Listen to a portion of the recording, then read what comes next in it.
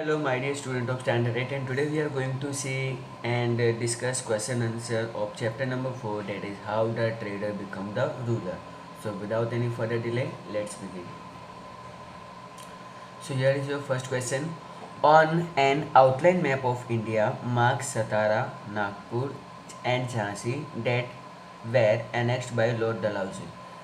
So you are supposed to find out. You have to search those places which is annexed by the Dalhousie, and the place is mentioned. I had mentioned it somewhere in Madhya Pradesh. Not in Madhya Pradesh actually. It is in UP, Uttar Pradesh, and its Jhansi is given.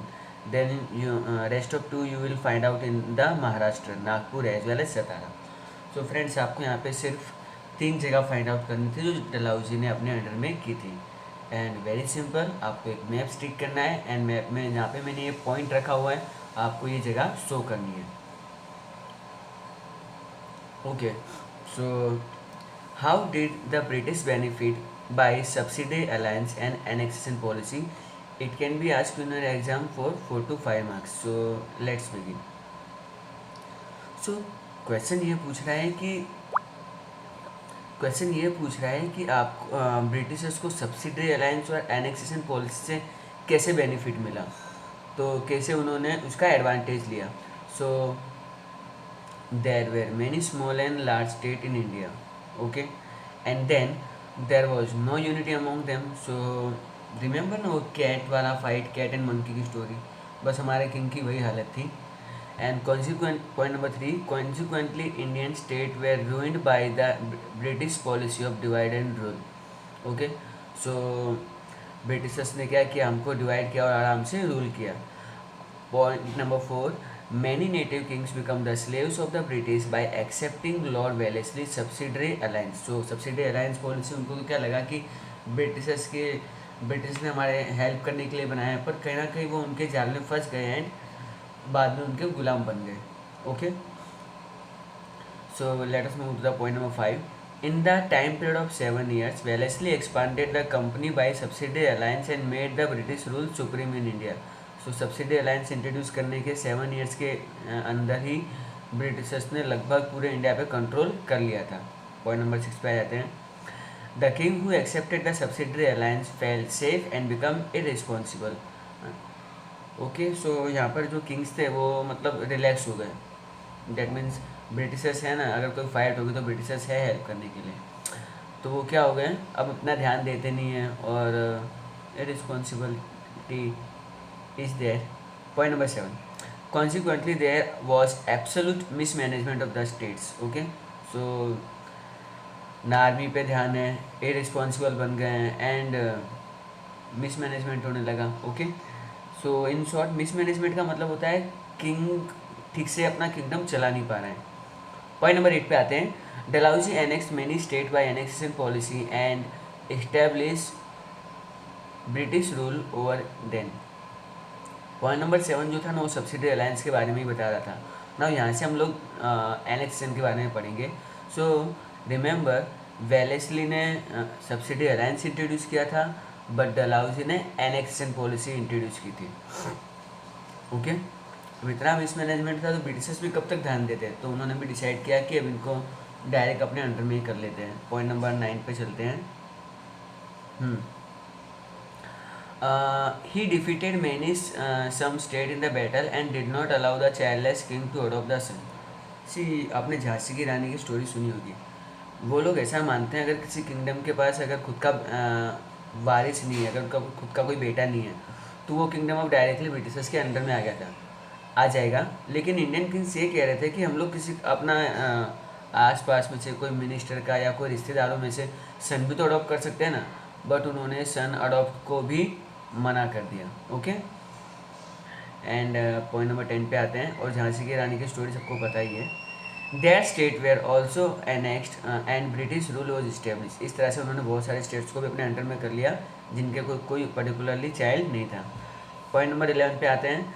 दस Dalhousie establish British rule in whole of India. Okay, so by this policy उन्होंने India के बहुत सारे areas पे control कर लिया था।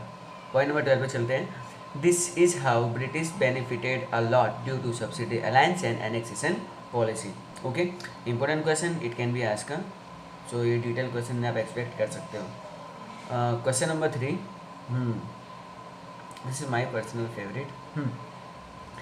Why were the British not successful in establishing their rule in Punjab during the reign of Maharaja Ranjit Singh? सो महाराजा रंजीत सिंह के time पे ब्रिटिशर्स अपना रूल इस्टेब्लिश क्यों नहीं कर पाए? सो यू कैन सी, मैंने यहाँ पे एक इमेज रखा हुआ है. लाइफ ओके पे एक प्रोग्राम भी आया था महाराजा रंजीत सिंह. ओके, उसमें उसको उनको किड शो किया गया था, बट कैसे उन्होंने अपने अर्ली डेज में स्ट्रगल किया वो सब इसमें दिखाया हुआ है. So you know it story, you know it very well. जब तक महाराजा रंजीत सिंह थे, ब्रिटिशर्स ने मतलब अटैक नहीं किया पंजाब पे. एंड महाराजा रंजीत सिंह के साथ फ्रेंडली रिलेशनशिप रखे. आसपास के जो सिंध एरिया और जो अफगान एरिया थे उनके साथ मिलकर अटैक किया और वो किंगडम को भी अपने अंडर में कर लिया. Okay, so without any further delay let move to the first point. Ranjit Singh the lion of Punjab. Okay, उसके पंजाब दा उत्तर पंजाब दा शेर कहते थे. वो was a very powerful king of Punjab. He had set up a strong army with the help of the European officer to protect his state. उसने अपने state को प्रोटेक्ट करने के लिए एक यूरोपियन आर्मी स्टेब्लिश, एक यूरोपियन की मदद से एक ऐसी आर्मी स्टेब्लिश की थी जो उसके किंगडम को अच्छे से प्रोटेक्ट कर सके. Point number 3, he defeated the king near by state of Punjab. Punjab के आसपास के जितने भी छोटे बड़े राजा थे उन सबको उन्होंने हरा दिया था. दस Maharaja Ranjit Singh was a powerful and victorious ruler. So British were not successful in establishing their rule of Punjab during the reign of Maharaja Ranjit Singh. Okay, so अभी हम लोग फोर्थ क्वेश्चन पे चलते हैं. ओके, सो यहाँ पे पूछा गया है what reforms were made by Dalhousie in India. See Britishers ने हमारे राजाओं की ऐसी तैसी करके रखी थी, बैंड बजा के रखी थी, बट अल्टीमेटली उन्होंने कुछ अच्छे रिफॉर्म्स भी किए थे. That we are going to discuss in this answer. Answer: the reforms made by the Dalhousie in India were as under. So point number 1, he started the railway, telegraph and postal. So in India में अगर railway, telegraph और postal की अगर बात करें, so it was started by the Lord Dalhousie. Point number 2, the first railway line was started from Mumbai to Thane in the year 1853 CE. Okay, तो ये पहली रेलवे लाइन थी जो मुंबई टू ठाणे थी और ये अप्रोक्सीमेटली 60 किलोमीटर की थी. Okay, and the credit goes to Dalhousie. Point number 3, he introduce the modern postal system in India. So modern postal system ऐसे नहीं है, पहले भी पोस्टल सिस्टम था हमारे यहाँ पे, बट वो कबूतर आप लोगों ने स्टोरी सुनी होगी, कबूतर उड़ के जाते थे एंड ऑल डेट. बट जो मॉडर्न टाइप का अभी हम लोग जो पोस्टल सिस्टम देख रहे हैं, it was also introduce by the Lord Dalhousie. Point number 4, it was during his tenure that the telegraph system was started between England and India. Okay, so telegraph is also started during his tenure between England and India.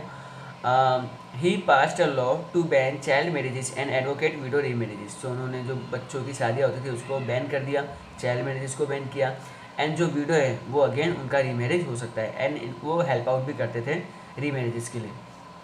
Point number 6, University were established in Mumbai, Chennai and Kolkata in the year 1857 CE with the Dalhousie efforts. तो ये 3 जगहों पर उन्होंने university भी establish की थी. तो main focus क्या है? Railway, modern postal system, telegraph हुआ था, चाइल्ड मैरिजेस बैन हुआ था, विडो रीमैरिजेस बैन हुआ था, एंड ये 3 जगहों पे मुंबई, चेन्नई एंड कोलकाता में उन लोगों ने यूनिवर्सिटी स्टार्ट की थी. तो आपको ये एग्ज़ाम में 3 to 4 मार्क्स में पूछा जा सकता है. You have to answer it. 2 marks में भी आ सकता है. आई डोंट नो मैंने वहाँ पे 2 क्यों नहीं लिखा है.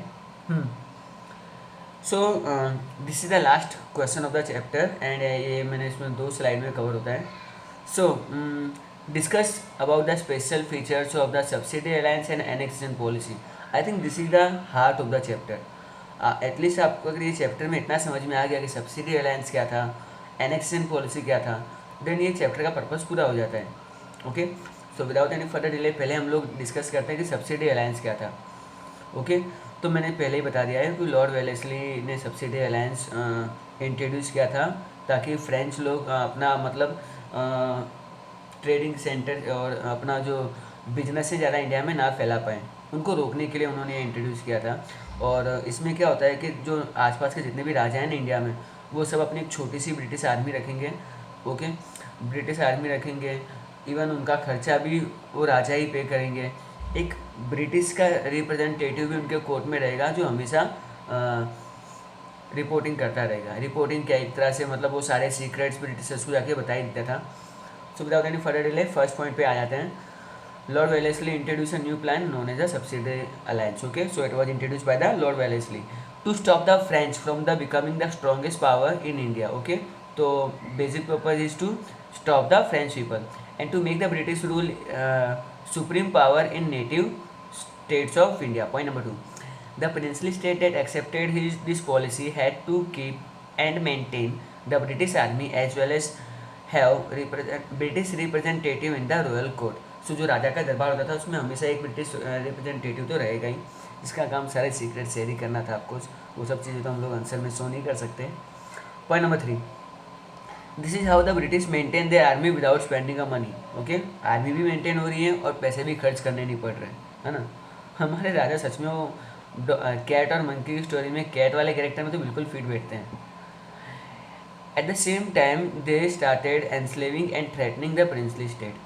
King who had accepted the subsidiary alliance thought that the British were their friend, ये अच्छे दोस्त हैं, and would protect them, so they become irresponsible and their administration started deteriorating. So एक तो लेज़ी हो गए और उनको तो वही सोचते कि वो ब्रिटिशर्स हमारे दोस्त हैं और वो ठीक से कुछ ध्यान नहीं दे रहे थे। अब आते हैं हम लोग एनेक्सेशन पॉलिसी पे। अगेन इसके बारे में थोड़ा शॉर्ट में समझा देता हूँ। अब बहुत मिसमैनेजमेंट होने लगा तो डलहौजी को लगा भाई ख़त्म करो यार, इनको डायरेक्ट अपने अंदर ही ले लेते हैं। कुछ लोगों को डरा धमका के लिया गया, कुछ लोगों को बोला गया क्या ये यहाँ पे कुछ ठीक से हो नहीं रहा है, मिसमैनेजमेंट हो रहा है, अंदर कर लिया। कुछ लोगों के साथ उन्होंने लड़ाइयाँ लड़ी जैसे कि Punjab and Myanmar and even कुछ जगहों को तो सिर्फ मतलब नाम के ही राजा थे लेकिन समझे सब ब्रिटिशर्स के थे। And there are certain place जहाँ पे झांसी की रानी वाला केस है कि राजाओं की कोई संतानें होती नहीं थी तो वो उन्होंने बोला कि अब डायरेक्ट को किंगडम हमारे अंडर में आ जाएगा। So this is all the annexation all about and now let's begin. Dalhousie brought in the policy of annexation which meant bringing an end to the rule of native and bring his state under the British rule directly. So Dalhousie ने क्या किया, annexation policy के through अब directly Britishers के under में आ जाना चाहिए। Okay, point number 1, absolute mismanagement of the state due to the irresponsible king enable Dalhousie to annex many state. So कहीं ना कहीं वो जो मिसमैनेजमेंट था ना वही मतलब उसके लिए रिस्पॉन्सिबल था। Point number 2, if the king died without a son, अगर कोई राजा अपने बिना अपनी संतान के मर जाता है, his state was annexed. For example Satara, Jaitpur, Jhansi, Sambalpur, Nagpur, Arcot, I don't know where this place is, Tanjore and Karnataka etcetera. So ये सारी जो किंगडम थे वो डायरेक्टली ब्रिटिशर्स के अंडर में चला गया because they don't have any sons.